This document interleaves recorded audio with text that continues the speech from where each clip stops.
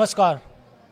इस समय middle east में जिस तरीके से तनाव बढ़ते जा रहे हैं और ईरान, अमेरिका, इजराइल ये तीनों आपस में भिड़े पड़े हैं, लेकिन स्थिति ये है कि ईरान मानने के लिए तैयार नहीं है। लगातार ईरान की तरफ से हमले हो रहे हैं और चाहे वो इजराइल हो चाहे फिर अमेरिकी बेस हो, मिडिल ईस्ट में जितने भी अमेरिकी बेस है वहाँ पर लगातार हमले हो रहे हैं, चाहे वो सऊदी अरब हो, यूएई हो, दुबई हो या फिर आप कतर देख लें, सभी जगहों पर हमले हो रहे हैं। लेकिन इस हमलों के बीच में एक खबर सामने आ रही है कि दोनों देशों यानी तीनों देशों को भारी नुकसान हो रहा है।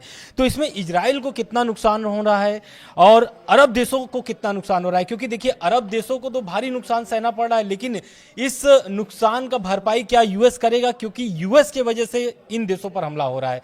और खास करके अभी ये जो अरब देश है ईरान पर हमला नहीं कर रहे हैं, वो चुप बैठे हुए हैं, मामले को ठंडा कराना चाह रहे हैं।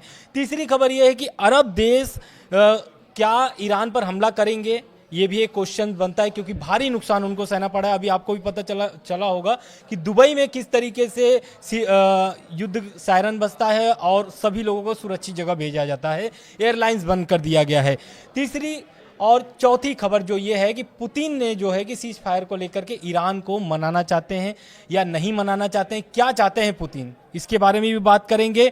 पांचवी खबर यह है कि इस जंग के बीच में F-15E fighter jet, 3 fighter jet गिराए गए हैं।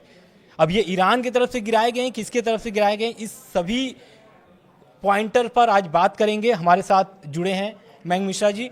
मयंक जी, ये बताइए कि पहली खबर तो यही है कि इजराइल को भारी नुकसान सहना पड़ा है। देखिए, बिल्कुल ठीक कहा आपने। इजराइल को पिछले हम अगर 24 घंटे की बात करें, 24 घंटे में बताया जा रहा है कि ईरान की तरफ से 1000 से ज़्यादा मिसाइल्स फायर हो चुकी है इजराइल के ऊपर। बात नंबर 1, आयरन डोम सिस्टम हो, डेविड स्लिंग हो, एरो हो, थार्ड हो, पैट्रियट हो, 5 डिफेंस सिस्टम, 5 लेयर के डिफेंस सिस्टम लगे हैं इजराइल में, लेकिन ये बुरी तरह से फेल हो रहे हैं। इसकी 2 बड़ी वजह है।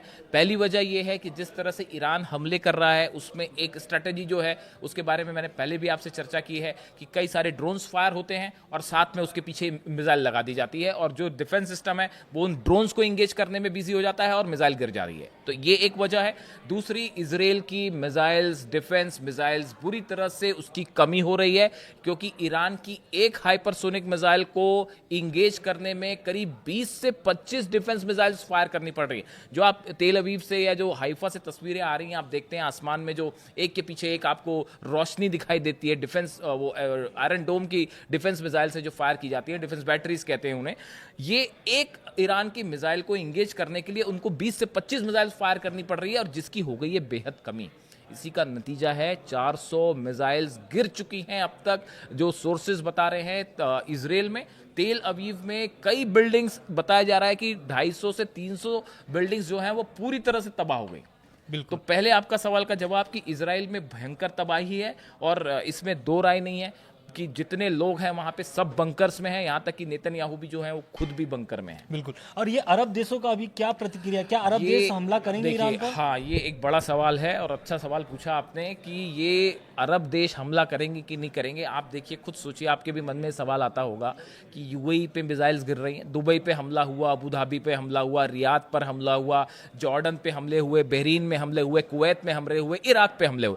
मतलब आप गिनते जाइए, 8-9 देशों पे अकेला लड़ रहा है ईरान, सब पे हमले कर रहा है। लेकिन ये अरब देश जो हैं ये हिम्मत नहीं जुटा पा रहे हैं हमला करने की। उसकी बड़ी वजह यह है कि इन हर देश को यह लग रहा है कि अगर हमने हमला किया, उसके बाद अगर जिस तरह से इजराइल में मिसाइल गिर रही हैं, अगर ये मिसाइल्स हम अभी तो ये हो रहा है कि भाई कुछ लोकेशंस पे अटैक है। आप देखिए कि फुल फ्लेजेड वॉर नहीं है। ऐसा नहीं है कि ईरान ने यूएई या सऊदी के खिलाफ एक ऑल आउट वॉर छेड़ दिया है जिस तरह से इजराइल के खिलाफ है। अगर ये ऑल आउट वॉर ईरान ने छेड़ दिया और जो हमले इजराइल पे हो रहे हैं वैसे ही यहां शुरू हो गए, तो फिर क्या होगा? आप देखिए, जितने ये कंट्रीज हैं, अरब कंट्रीज, सब जगह थार्ड सिस्टम लगा हुआ है अमेरिका का, और या फिर पेट्रियट लगा है। कुछ जगह पेट्रियट है, कुछ जगह थार्ड है। क्या ये मिसाइल्स रोक पाए? आखिर गिरने की तस्वीरें आ ही रही हैं, ड्रोन गिर रहे हैं। दुबई में होटल पे अटैक हुआ, अबू धाबी में मिसाइल गिरी। इसी तरह से आप देखिए सऊदी में ऑयल रिफाइनरी को उड़ा दिया गया। तो ये तमाम तस्वीरें ये बता रही है कि डिफेंस सिस्टम फेल हो रहे हैं। तो इन देशों को, आपके सेकंड क्वेश्चन का जवाब कि अरब देशों में ये डर है कि भाई हमने हमला कर दिया, ईरान ने मिसाइल्स मार दी। लेकिन ये हमले के के पहले ही, अटैक के पहले ही ये सारे देश मना कर दिए थे कि आप हमारे क्षेत्र को इस्तेमाल नहीं करेंगे। इसके बावजूद वहाँ पर हमले हो रहे हैं, तो इसका मतलब क्या? देखिए, ये भी आपका अच्छा सवाल है बहुत। ये चीन की तरफ से जो सैटेलाइट्स काम कर रहे थे, जो तस्वीरें प्रोवाइड कर रहे थे ईरान को जंग के पहले, एक एक तस्वीर प्रोवाइड की गई। क्या सऊदी के बेसिस पर F-35 जेट्स नहीं थे? रिफ्यूलिंग प्लेन सऊदी उतर रहे थे। जॉर्डन में F-35 जेट्स का जमावड़ा लगा हुआ था। कुवैत में अमेरिका के जो प्लेन्स हैं, अवॉक्स प्लेन्स हैं, वो वहां पे मौजूद थे। ऐसे ही हाल कतर में भी था। आप भले मना करते रहें, लेकिन देखिए, ये जो हकीकत ये है कि जितने बेसिस हैं अमेरिका के अरेबियन कंट्रीज में, सब पे जो है फाइटर जेट्स ने लैंड किया है और टेक ऑफ भी किया है। देखिए, ये सिर्फ बोलने की बात है कि हम अपनी एयर स्पेस का नहीं करने देंगे, लेकिन ऐसा है। और इसी वजह से ईरान ने पहले ही कहा था कि अगर आप अपनी जमीन का इस्तेमाल करने देंगे तो हम टारगेट करेंगे, और यही वजह है कि इन पर मिसाइल्स कर रहे हैं। बिल्कुल। तो अभी देखिए, ट्रम्प का बयान भी आया हुआ है। ट्रम्प का ताजा बयान ये है, ट्रम्प का कहना है कि ये जो युद्ध चल रहा है, ये युद्ध जारी रहेगा और ये युद्ध खिंचा करके लगभग 4 हफ्ते जा सकते हैं, ऐसा उनका कहना है। लेकिन ये 4 हफ्ते नहीं जाएंगे अगर ईरान सरेंडर कर देता है तो। और उनका पूरा ये भी कहना है कि अगर ईरान सरेंडर करेगा, और ईरान के नागरिकों को भी उन्होंने एक तरीके से उत्साह किया है कि आप के लिए अच्छा मौका है और रिजिम चेंज कर सकते हैं, रिजिम यानी सत्ता चेंज कर सकते हैं। लेकिन इस बीच क्या ये जो ईरान और ट्रम्प का जो बयान है, और ईरान क्या सरेंडर कर देगा? किसी सूरत में ईरान सरेंडर करने को तैयार नहीं है। ईरान में अब ऑल आउट वॉर का ऐलान कर दिया है ईरान की सेना ने। अली लारिजानी साहब, जो कि वहां पे अब सब कुछ कमान संभाल रहे हैं, इनकी तरफ से साफ कह दिया गया है अमेरिका से किसी दौर की कोई बातचीत नहीं होगी।